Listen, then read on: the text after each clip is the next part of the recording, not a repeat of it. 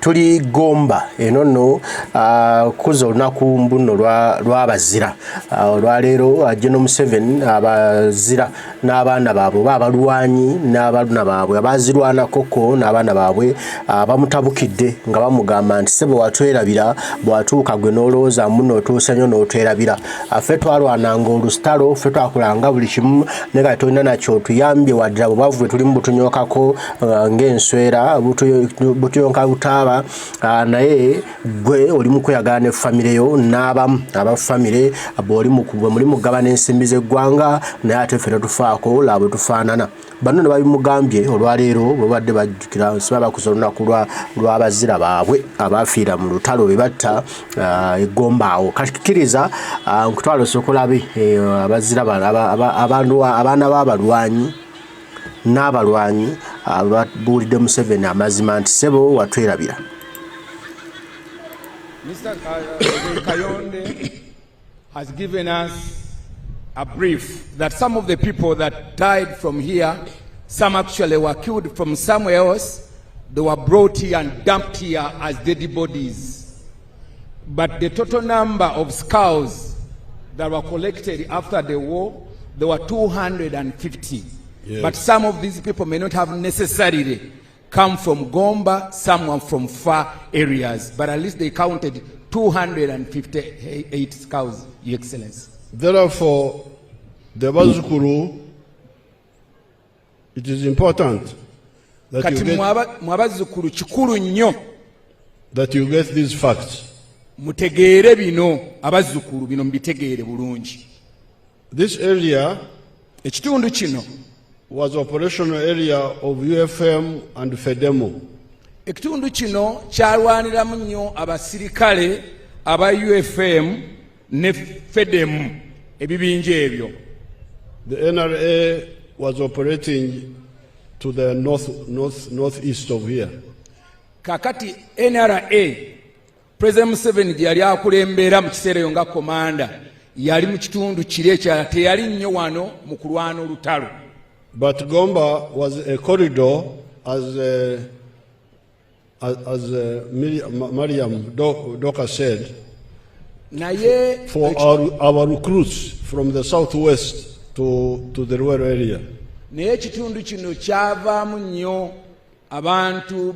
was a corridor. Twaitangamu.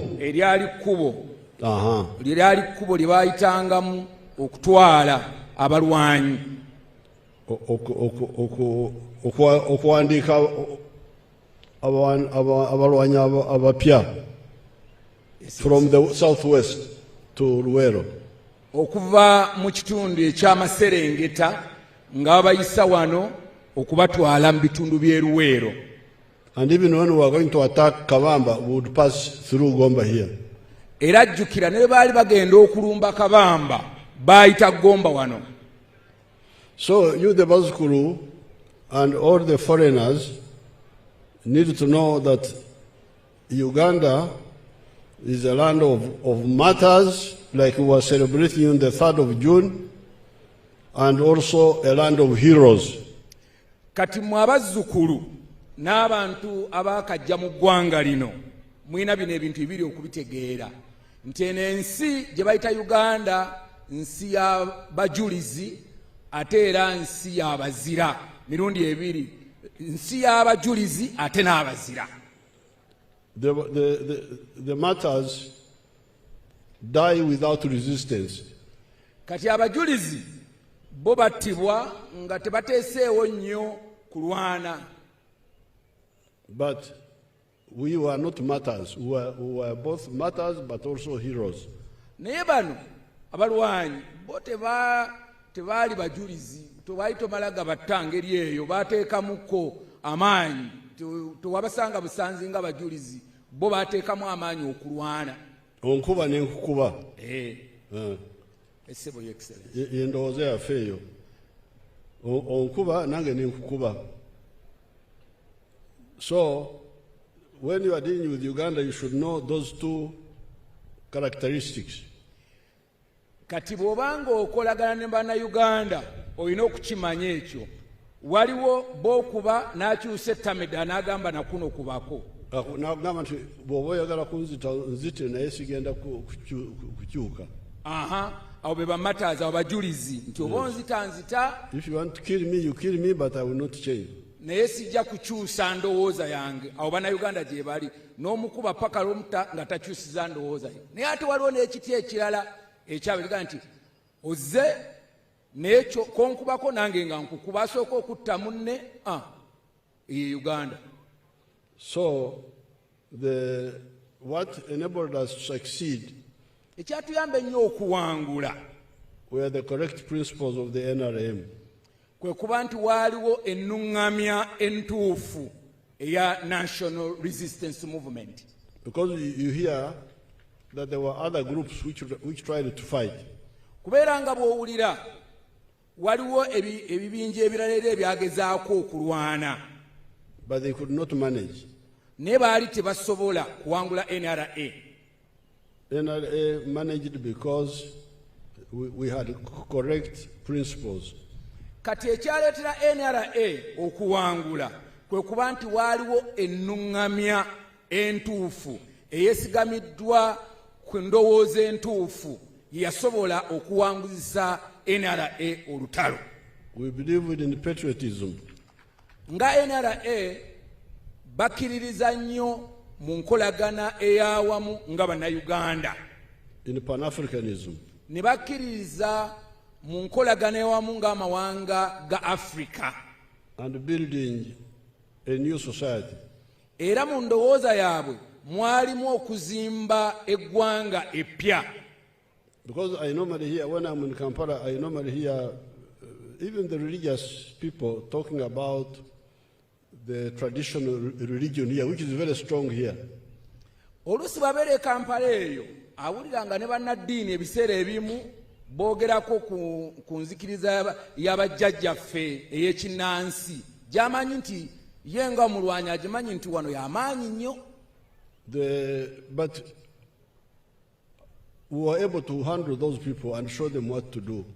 Naye newankubadde abantu abo balina enzikiriza y'obujjajja ey'okusamira, newankubadde baali bangi mu kitundu kino, basobola okukolagana nabo era ne bakolera wamu nabo. We could unite, we could listen to them, but also show them the way. Baamanya nti mwe mukkiriza bwe muti naye kino tukyetaaga ffenna wamu nga bannayuganda. Eri enakaziba Muzeeyi Mpiima yatugamba nga temutambula kansooke ndogo Obote. Ne tutuula mu kifo ky'okutandika olugendo ssaawa emu ne tutuula okutuuka ssaawa 4. N'atukkiriza nti kati mugende muloze Obote. In Nakaziba, that is in Mityana district in Chikandwa sub-county, there was a one which doctor called not which Mwananchi, called him Mwananchi. Mwananchi was called Mr. Mpima. He would tell them, hold, don't go before I consult the ancestors. No, I bewitch Obote. Ngamuganti temugenda nga sinnaloga Obote. Then after 4 hours he says, I have clogged Obote, so you can go now. Bwe ayitangawo essaawa nga nyaga nti okay kati kiwedde Obote mmaze okumuloga kati musimbule. Then I performed some ceremonies in Kitema Masanga. Olunaku olumu yalina emikolo gye yakola mu kitundu ekimu. They slaughtered a chick. Basala enkoko. Then I jumped 3 times over it. N'agibuuka nadda eno ng'abuuka nkoko, nadda eno ng'era abuuka nkoko, n'ogwokusatu ng'abuuka nkoko. So my priest said, nga kati wakoze emikolo ne bwogenda n'emundu emu owamba Kampala. Then the leader there, the leader of the community of the ceremony, then he told him, now that you've done this ceremony, you've done this ritual, even if you go to Kampala with one gun, you capture Kampala. I said, neda. Bagambe bajaja. Nti byolutalo babindekere.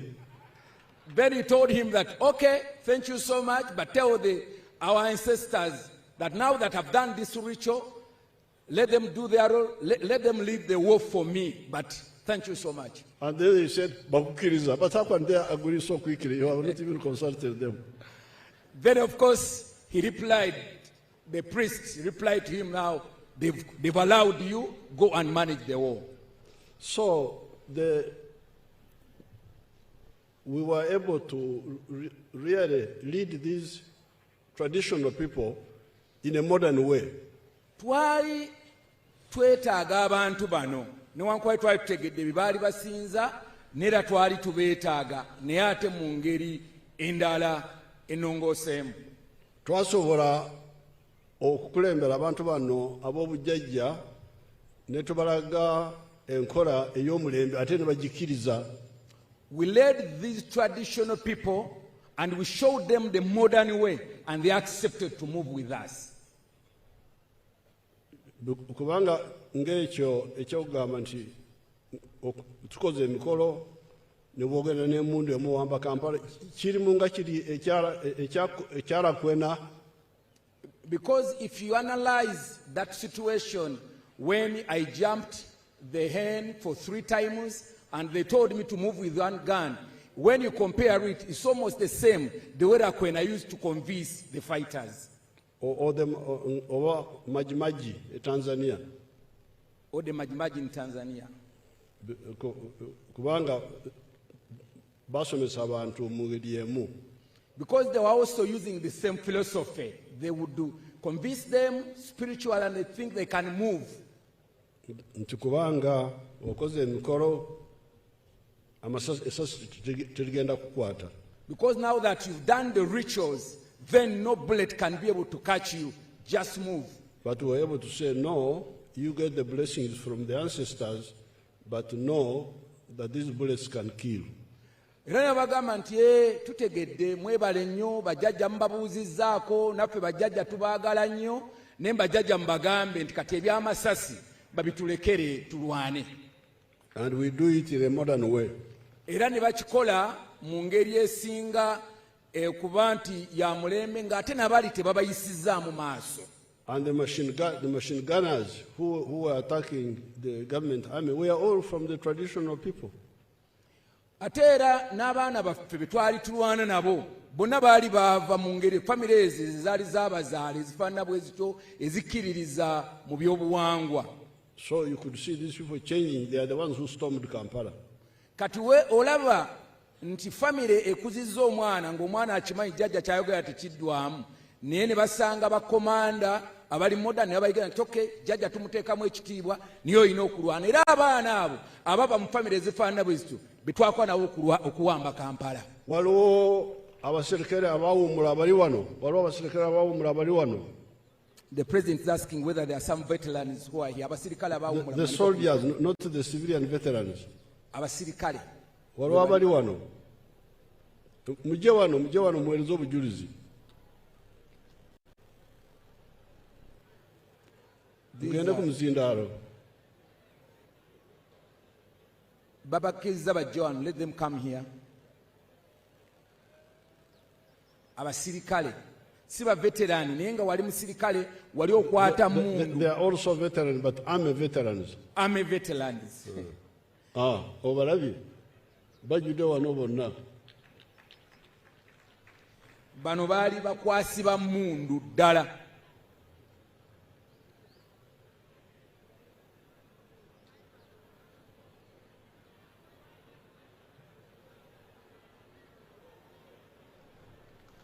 President abayise bajje batuwe ku bujulizi kye baayitamu basebo ne bantu bakubireko mu ngalo abasirikale baffe bano bo bano bakwasi ba mundu era bagenda tuwa ku bujulizi. Kati eyakuba machine gun oba mota yabatuweereza obujulizi. Owa machine gun oba mota wali wano owa machine gun mwami ani Atanansiyo Kasasa. Genda ku muzindaalo.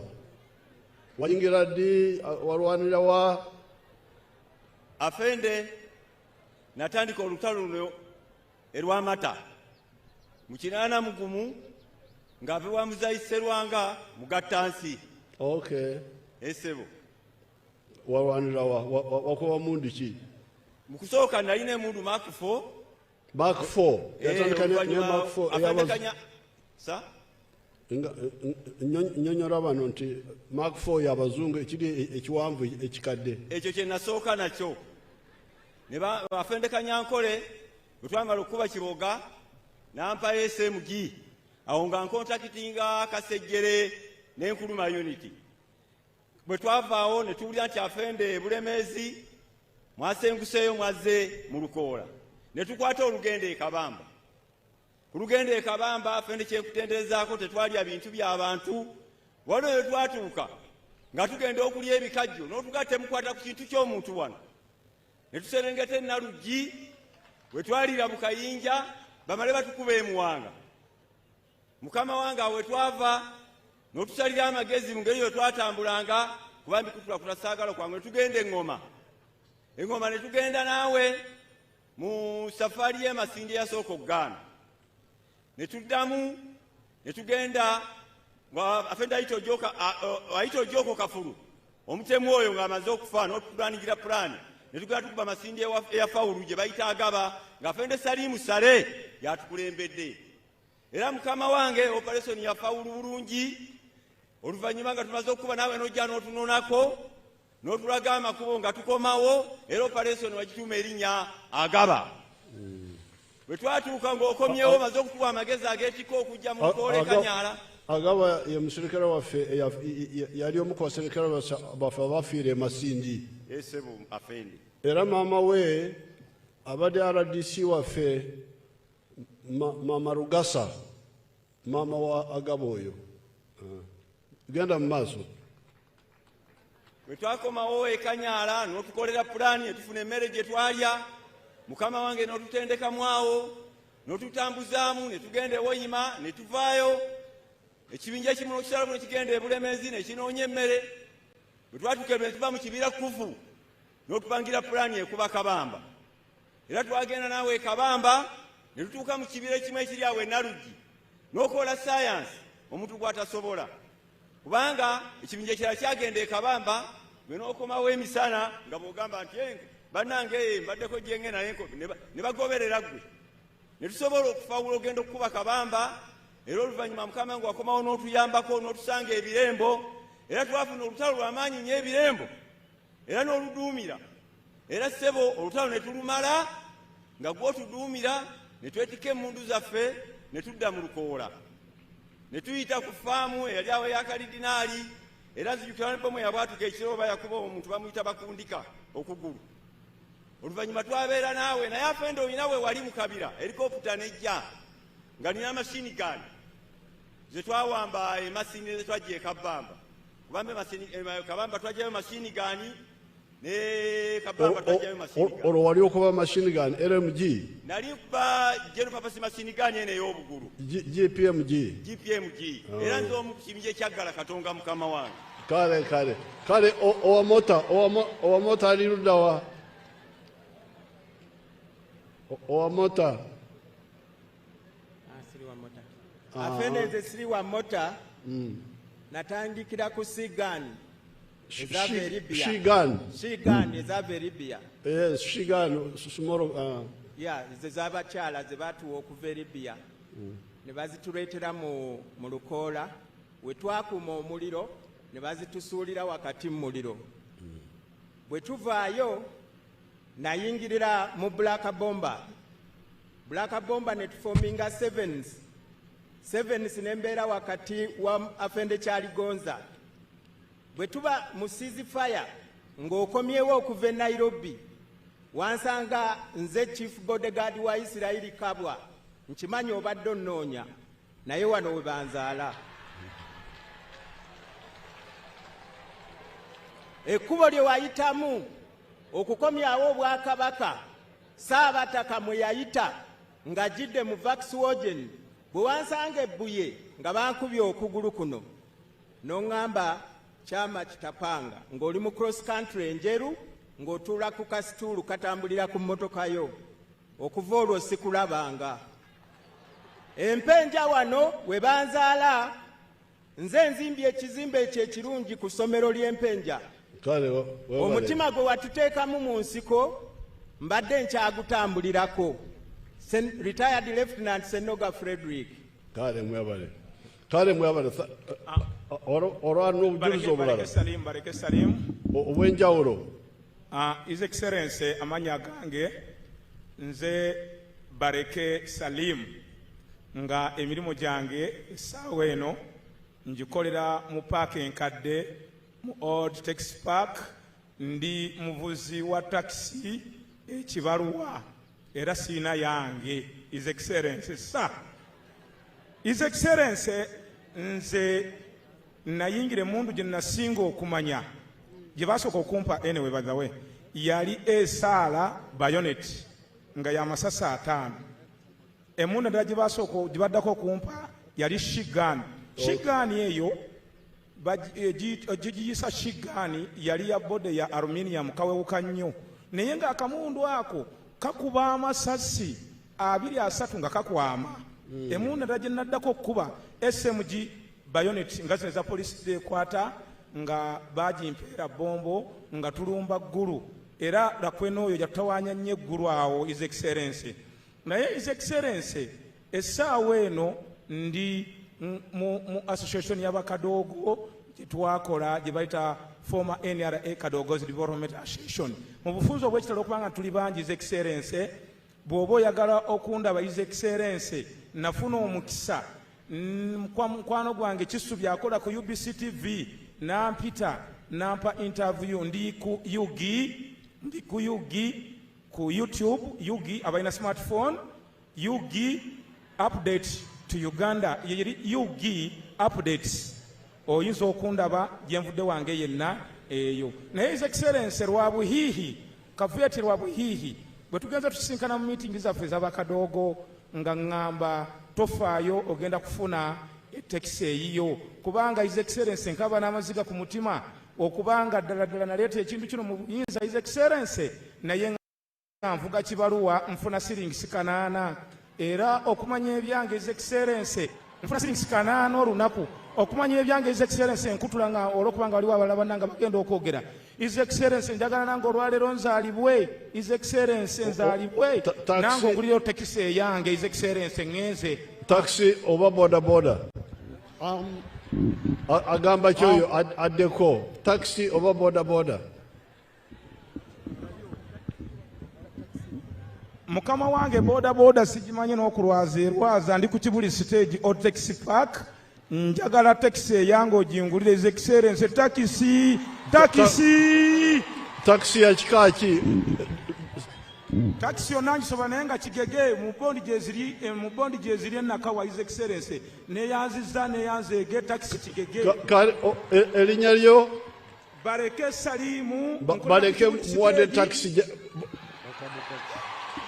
afande neyanziza neyanzeege taxi Bareke muwadde taxi gyayagala nejagaba wandika Bareke yafunye omukisa yeka. Sagala abalala mu nnumbe. RO 118 Lieutenant Kutesa Nyenyezi eyo kolede gye bagamba eyo eya Gomba nze nali mpitamu ne General Mugweme John ne late Victor Bwana ne late Chefali ng'olwo muzeeyi wali otutuma emirimu gyo okuleeta abaana n'amabaluwa amalala ge wali osindikira abantu ng'obakontakitinga. Kati bwe nava eyo nengenda mu Force Division nembeera Section Commander. After that nengenda mu 5th era Katonga nali nkuba General Purpose Machine Gun era gaana wange baali bamuyita Mande 2-inch mota yamukubako omutwe negwa wali nga tugenda kwambuka Katonga awo twali tukuba naye afande okuva olwonze natambuza ekigere okuva wano netuuka ku border Tanzania nengenda nali ntwala omwezi gumu nga guntwala ku boda Tanzania.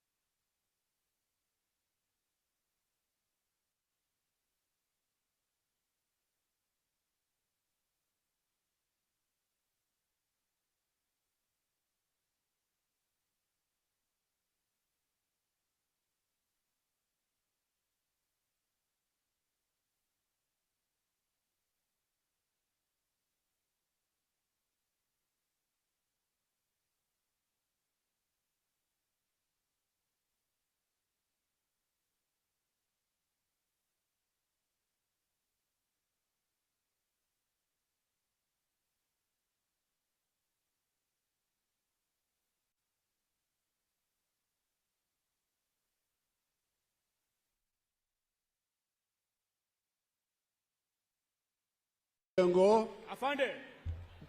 Gendo turena ba veterans abo bona wamu. Afande. Mutese mwandiko kiwandiko kya wamu mukisindikire. Ate ekirala afande mpozi nange nina obukosefu mu spinal cord nsaba obujjanjabi afande. Kale omusawo wange omusawo wange omusawo watagana na Meja Kiyengo kati obujulizi buwedde kubanga kanzikiriza omuwala yekka yanayogera.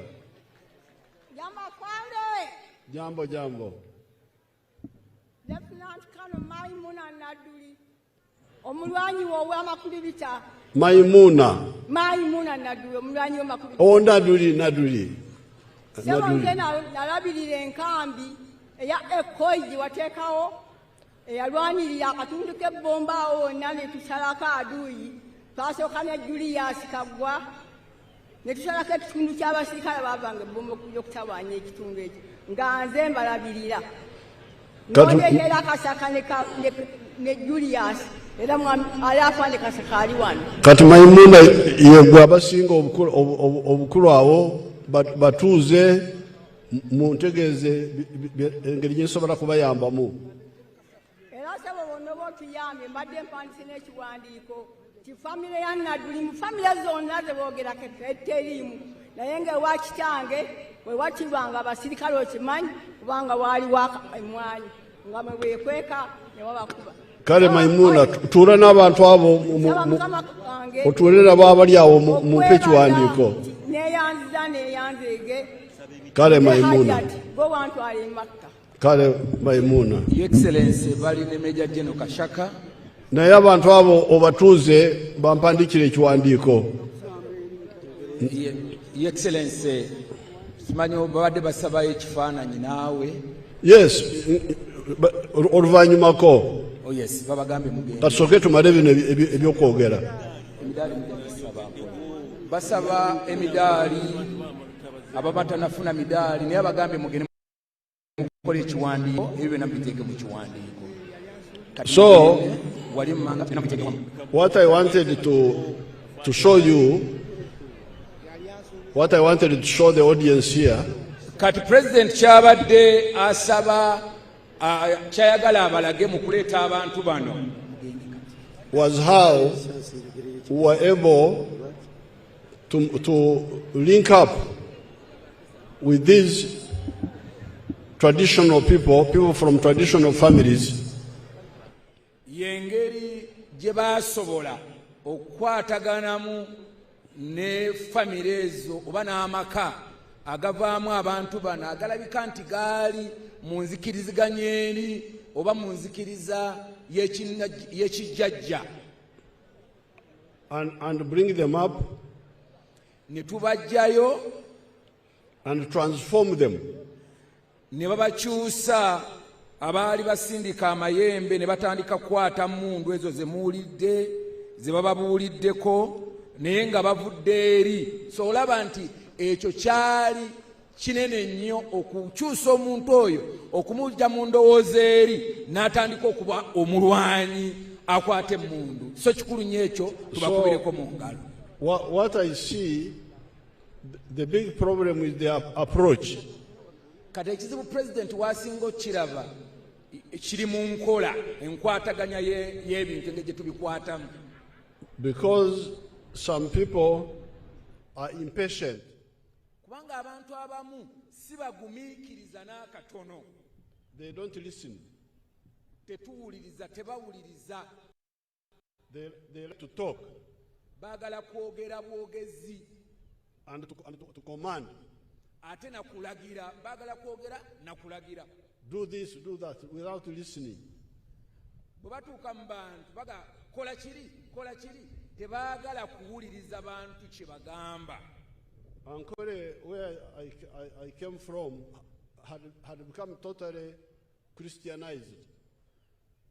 Ankole gy'ava mu kiseera ekyo yali olwedde nga abantu bonna bakkiririza mu ddiini empya eyali abakristaayo n'abakristu. And the traditional religion was no longer there. Era bwe yajjira eno okulwana olutalo, eno enzikiriza y'obujjajja eya Lubaale mu Ankole yali teriiyo. So when I met these people, I could see that they were for them they were still in another way of thinking.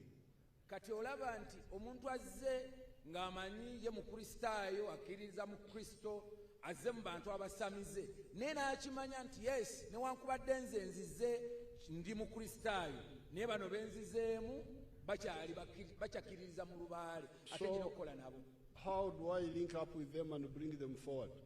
Kati yalina okusala amagezi ye ng'omuntu ali abaleeta atya okuba nti bakolera wamu newankubadde ye mukristaayo. I did not condemn their religion like I hear some people condemning. Kakati ye teyabasalira musango nga bw'awulira abantu abalala bwe mukola. Instead, I said, what do you think? Why do you think like that? Naye yababuuzanga mpola mpola, mwe mulowooza ki? Lwaki mulowooza nga bwe mulowooza? And they would tell me the way they believe. Era nabo ne bagabana naye lwaki bakkiriza nga bwe bakkiriza. But I will say them, for this purpose now, we need science. Naye ate n'abagamba okay, nze ndi mukristaayo, mwe muli ba Lubaale, naye ate kati wano we tulaga twetaaga ebyuma bikalimagezi. Bullets, machine guns, mortars. Kati wano we tulaga tewali biteega, tewali Lubaale, tewali kyeyala, naye wano we tulaga weetaaga masasi, weetaaga byuma ebikoleddwa okusobola okulwana olutalo. So you pray the Misambwa to help us, and we fire the machine gun properly. Kakati mmwe abakkiririza mu misambwa mugende musabe ebisambwa gyammwe bulungi kituyambe amasasi gafulume bulungi mu mmundu. That's how we manage it. Era ekyo kyamuyamba kuba ab'emisambwa bagala ne basaba, ab'ekereziya ne basaba, naye ng'olutalo lwonna lwe basabira luli lumu, naye nga bakkiriza nti twetaaga mmundu. I will attend all of them. Era yonna yagendanga n'abuuka enkoko, ate oluvannyuma n'agendako ne mu kereziya. I would go to Kasana Catholic. That's why we had the Christmas of 1982. Yagendanga Kasana Catholic Church. Kati president yagendanga kati nga yagenda mu bakatoliki e Kasana mu kereziya y'abakatoliki 1982 Christmas. Era Christmas ya 1982 president yagisabira Kasana mu bakatoliki. 81 Christmas I was with Reverend Wamara in the forest in Kufu. Ate mu 1981 ku Christmas yali ne Reverend Wamala omukristaayo ekufu eyo mu nsiko gye basabira. Then I had Edouard with Haji Isa Musoke, Haji Isa Kagwa, the one who died recently. Era yalina Duwa ne baganda b'Abasiraamu Haji Isa Musoke ne Haji Ziwa, era nayo n'agenda nabo ne basaba mu ngeri y'Ekiyisiraamu. So the message, my advice to you, the leaders, is patience in order to put ideas in people's heads, not just talking, quickly ordering people stop that. President kino akisaba bakulembeze mwena muwulirize nti tetugenda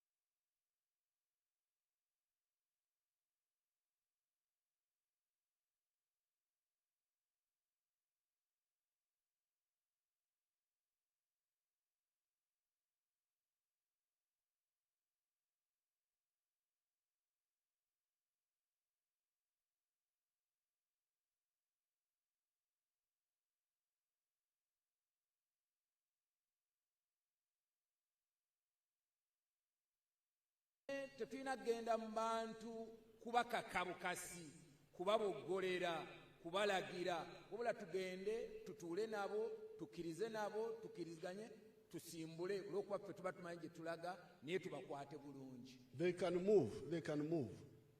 Basobola okugenda naawe ng'oyogedde bulungi nabo if you are patient and you link up with them. kasita obeera nga naawe obawuliriza ate nga nabo bakulaba nti oliwo ku lwabwe bajja kugoberera. Now, the problem I seem to see ekizibu ekirala President kyalaba in the country mu nsi yonna mu Uganda yonna is a Nyankore proverb which says, "And minyingi itukuza obushera," which means many tongues spoil the broth. Kakati President ekizibu ekirala kyalaba mu bantu era abakulembeze bebuuka tebiraganye mu nsi yonna mu Uganda. Mu Uganda President ekizibu kyalaba bebuuka tebiraganye bikubagana empawa nti buli onayogera kino tugenda okulaba nga tetutuuse we twagala kutuuka. So when you hear people talking of poverty, we have already shown you how to get out of poverty. Bw'owulira abantu nga boogera ku bwavu President aga nti tulidde tumaze okuteekawo abantu tubabuulidde engeri ki gye basobola okuva mu bwavu. Haji Ssedunga agambye nti waliwo abalwanyi baffe bawala baffe Namwanje ow'Ekagogo ndudde sinamulaba. Namwanje jangu wano jangu ku Mizindaalo. Haji Ssedunga has given us one lady called ne kuzaala owewange abakyala. He has called them to come here and bear witness. Kuzaala linkai These people kuzaala omwozuro mweta kuzaala. Okay, nze mwishi kati Haji Ssedunga agambye nti abo balina obujulizi obulaga nti osobola kuba mu bwavu. Haji Ssedunga, the chairman of the veterans, has told us that these people actually listen to the gospel of prosperity and they can bear us witness. So they are here to share with us. Yukuzaala wanyu ninkai Nze nkaraga mporo konka ati ndi Igomba nkai Igomba wahingura miru omuhanda kuzo mu Kiganda. Okay. Yes. Obworo buligiro moto obworo nkaburugama akishare nkirya yishomero abo kuba ofisi yawe niyo yanshomise nashoma konka kunabire ndi university kagambira abandi abana ababire nibazo mbyo kushwera niyo nabagira nti ndashwera hati naza kuri senemize nyama. President okuntu ko narigire nkaza kwereba nkakuzaara nashanganye n'akataka kaki konka nagira nti nimbasa koranta n'akakataka kake nanye ntunje ntasya erukwinganisa n'aba bine za mahiro kazagomba nagurayo bwahika bukabura buke nagurayo hika 10 nona atandikira konka najja ntapana leka ngumeni nyete eminyeto yona omuri Kampala nebindi bicweka konka president kashanga ekizibu kimwe abo abebembezi bitu nambwenu onsasire tunayemerera ahantu naza kuhabiro abembezi bitu nketa Honorable Robin Rwakojo nkozire expo yabarisa n'obutabo mbwine nargaha president niza kubukuretere Robin akanga kwija akanje nti nakutokera abantu abaraje bakashoma konka nabo tubarize yangira nti nakusopotinga n'emitwaro 50 nazo tarazimpei konka nkamusasira namanya ntekizibu n'abebembezi bitu president naguma ninchitamwe sente ninyeta abantu niza America ndeta abajungu biza kurisiza kubagesa abantu kurisiza ahantu hake konko shange kizibu abembembezi bitu tubakwenda kukimanya oshanga nibarabombantu abo babona benda obururu omwanya gwo kwereka abantu cyo gukora president ogomwaka gugwabire nikutandika nketa abantu bona ebiro 56 n'abakampara bona obujurizi mbwine abataxi bakabaruho polisi yawe yonekeruho n'abashomesa hatu nokoraki hateze shaha nyinete zamate nyine ka factory no tunda ritazinga ni tunda abo kuba ahaho nyine gomba na bushunju Mityana road ni tunda rita 10 rita 10 okay he's selling 1,000 liters of milk a day near Busunju. Yes. And here in Gomba ni tunda rita 6. Here in Gomba he sells 600 liters. Yes. No risizota ahafunzire hati ukahinga obunyatsi nkahinga nkahinga ebingo nkareba nkanyo kurugayo naraba abarisa kuboreka bareke kutekateka nti okurisa okahingirente oyine kuhinga ebishoro byonka nkareta system yo kubyara ebingo ebine types 3 Guatemala, Suganapia, and Kapchong. Okay, so he's saying that that I am the one. Nkakushomesa nkakushanga. Okakushanga Chisozi was Star State House Bursary. Mkamungwerero mfamu. Tukatukugwerero mfamu. Kale, okay. Ati amate ebino koraki. Ebindi nyombekire factory nambwe ni kushaba president. Factory yengi. Factory erukora calf pellets. Erukora calf pellets nebyo kulya byenyana. Okay. Na factory na nokora milk boosters. Nkashanga mukato corridors president tuine kizibu abantu nibanyatente zabo nazikamwa matemache hati na zomba America na shoma ingredients ezikureterente kamwa mateminji. Okay. Hati ndiyo ni nkora milk boosters. Kariro. Konka president nani kushabe kintu kimwe onyambe tinyine mashanyaraze ninja kukumanya kurugomba omuro sedunga oko nuya kugamba banyambe ntunja mashanyaraze kurugamadu mpaka wanje afamu kare omumeme banshaba miliyoni 150 otafoye ninja kuyamba iroko yabare munonga nkama kumpero mugisha. So that boy so kochusu zoyo nani na mwanje linda ko now this boy this big man now omusajja ono president gwayogerako ono Mwangi that he was one of the young people yali omu ku baana abato who ambushed me in the farm.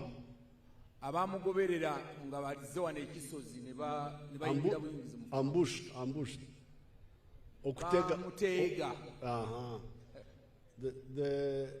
So that I give them sponsorship. I pay for them in school.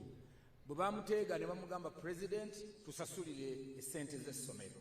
Then I paid for him. I didn't find out where he went to study. Takyajjukira bulungi naye yamusasulira. Gye yagenda okusoma naye yamusasulira. Then when he was in university, bwe yali ali ku university, he started challenging other young people n'atandika okwogera n'abavubuka abalala abaana abato abalenzi n'abawala that let's go and learn how to use smaller pieces of land to do maximum profitability. Kati ng'agenda asomesa banne nti banaye mansabye tugende tuyige engeri gye tusobola okukozesa akafo akatono naye ne tufuna kinene nga tekafo ke tukozesezza katono mu ttaka. And he started growing pasture rather than free range. This is the main point. Kakati ekyenjawulo ennyo omwana ono kye yakola yatandika okulima omuddo ng'alima muddo ye nga instead of just depending on the pasture grown by nature. Nga omubuta mu kifo ky'okulunda ente ne zitambula butanzi zigende nga zirya ye obwongo bwe naga nti tulime omuddo okusobola okuwa ente zaffe. And because of that he's selling 1,000 liters in one unit near Busunju and 600 liters here in Gomba. Kati olw'okuba ekyo yalima omuddo akolera watono era bawadde obujulizi nti ebusunju ayinayo dayare watundira amata naye buli lunaku atunda lita 1,000 ate ne Gomba naye ayinawo dayare era atunda lita 600 olunaku atunda liters 1,600. So that is his witness. Namwanje amanya gange zedeziranta namwanje ndi mukyala mukatuliki omukama mulungi obudde bonna omukama mulungi era zembeera ze weewaawo muzeeyi nze ndi muwala ndi muzzukulu wa Muteesaasira taata wange ye yali omugenzi y'okusofaati bukko eyali omukinjaagi maama wange ye Fransi Mere kusula kwekuya.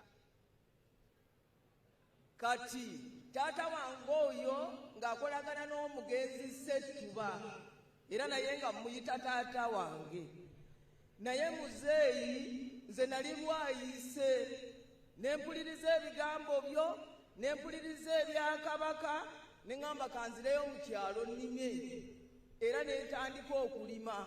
Natandikira ku bitooke 5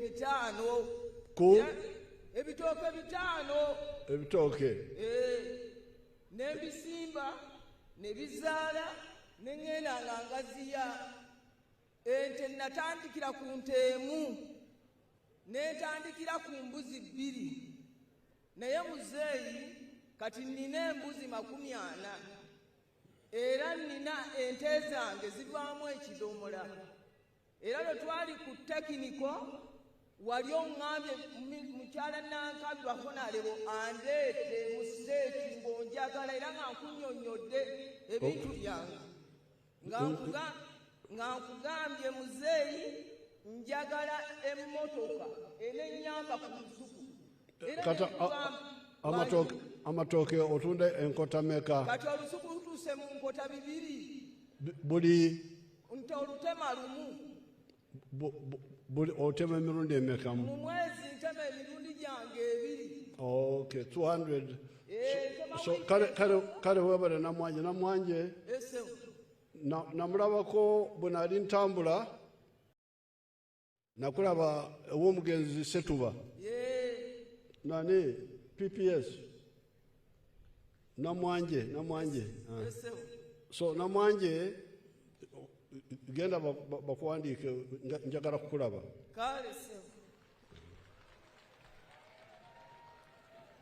Now, Namwanje is saying that she was in Bwaise near Kampala. Can I interpret that, sir? Interpret that. Namwanje is saying that she was in Bwaise near Kampala. Namwanje oyo gwolaba obujulizi bwatuwadde nti yali ali Bwaise awo kumpi ne Kampala. Trying to do things in the town. Ng'agezaako okukola ebintu mu tawuni awo. But he had my message. She had my message.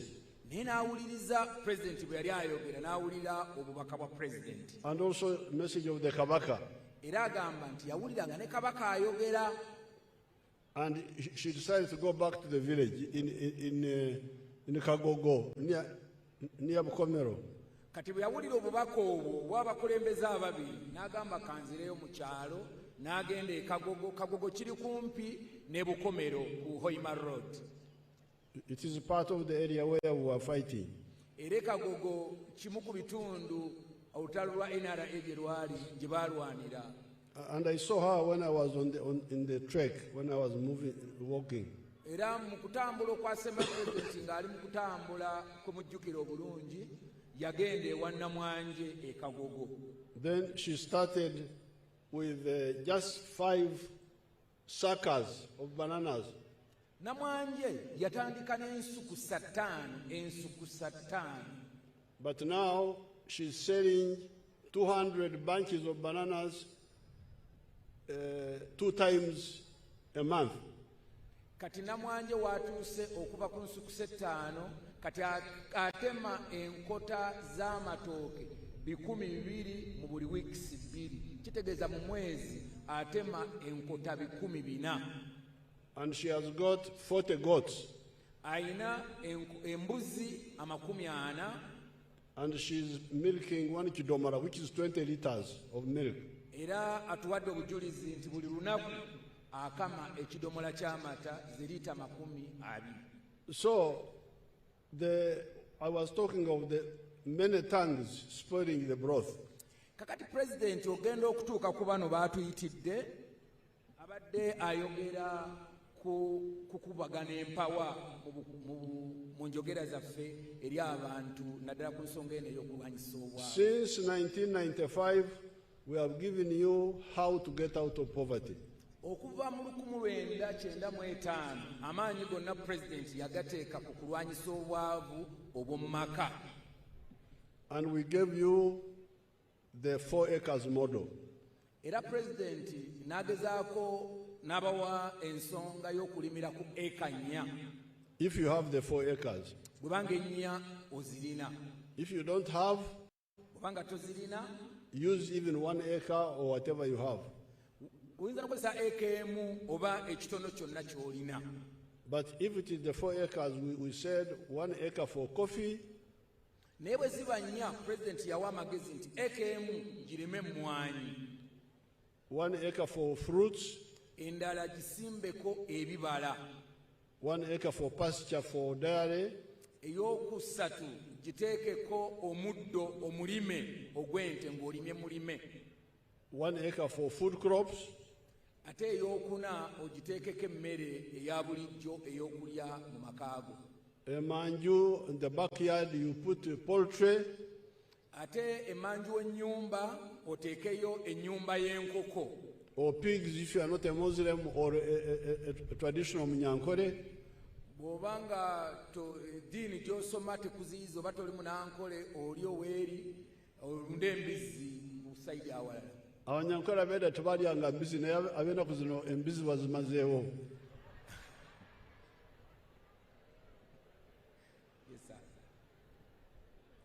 Then if you are near the wetlands, Atera President yatugamba nti bw'oba olinaanye olutobazi ng'ekibanja kyo kikoona ku lutobazi. You do fish farming. Atusaba mu programu eyo yateekamu nti teekako ekidiba ky'ebyennyanja. You'll get a lot of money. Kati mwezi engeri ezo ojja kufuna ssente nnyingi. So all these programs we have been bringing have been in order to help you implement either all or some of those.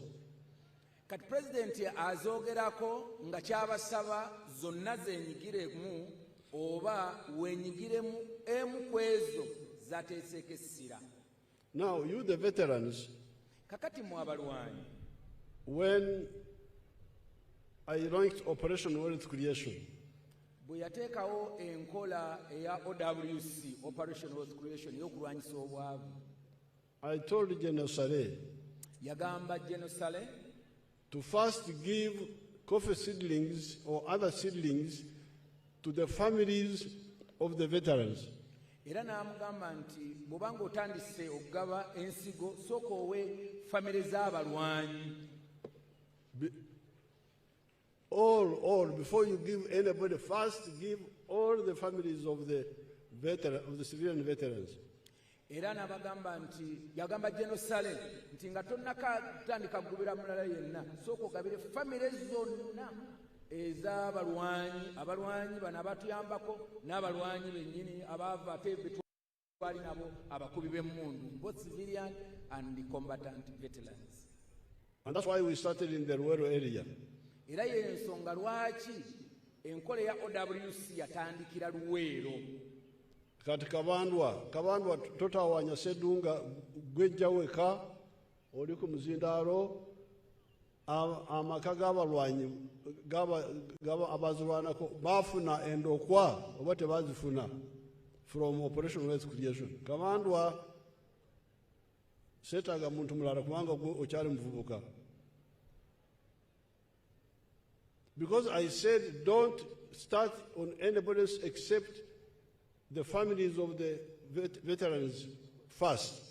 Kati Kabandwa amuyise atunnyonnyole famire z'abalwanyi programu zino eziyayogerako yazagigasa kubanga president ng'awa okutandika programu eno ya Operation Wealth Creation yabagamba mutandikire ku famire z'abalwanyi. Kati Kabandwa tubuulire ekyo kyakolebwa.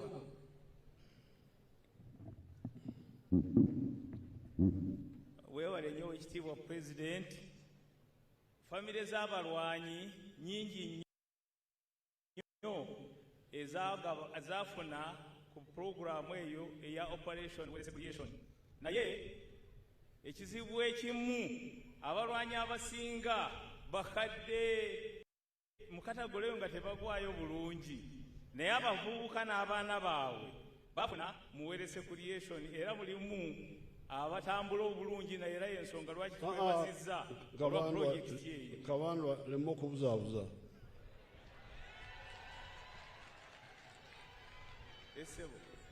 Kubanga omukadde azaala